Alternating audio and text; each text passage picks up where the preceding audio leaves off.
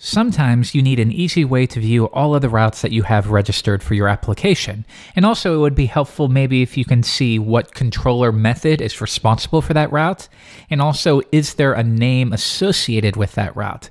But unfortunately, at least at the time of this recording, out of the box, Laravel doesn't really provide anything. And if you're coming from a Rails world, well, you know you can run rake routes, and that will do exactly what I'm saying here. So with that in mind, I created one. Within the show links for this lesson, I'll have a link to my laravel routes command, and I'll show you how to install it. Now, maybe at some point in the future, I will throw this up on Packagist, but as it's only a simple file, right now, we're going to keep it simple, and I'll show you how you can add new commands. The first thing is you just need to grab the file. So I will keep it simple here and view the raw file.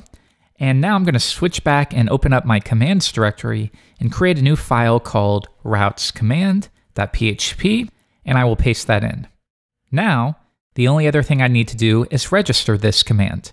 If I switch back over to GitHub, you'll see that I provide instructions for that. If I scroll down just a touch to the README, you can see that within app start artisan, we need to make sure that we add this new command. So I will copy that, switch over to start artisan, and I will paste that in. And that's it. Now I can use it. If I switch back to the terminal and run php artisan, now at the very top, you will see that we have this new artisan routes command. So let's see how it works. php artisan routes. And we're going to get please register a route first. And that's because within my routes file, for this lesson, we don't have anything registered. So let's create a simple login route. Route get login, and then we will run a closure.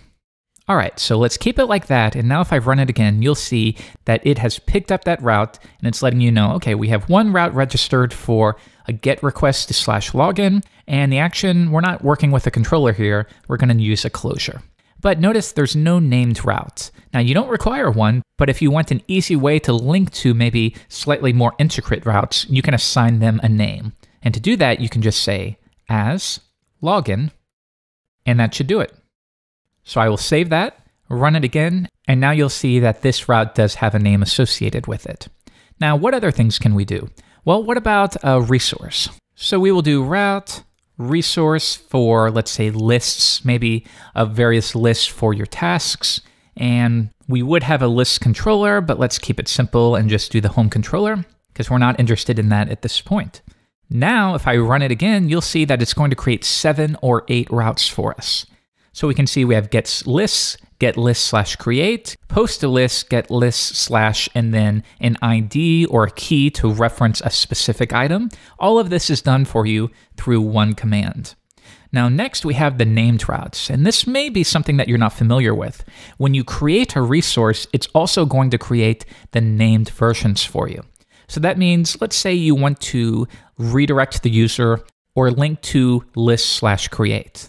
Well, now that we know we can use a named route, you could just say route list.create, and that will generate a link to list/create.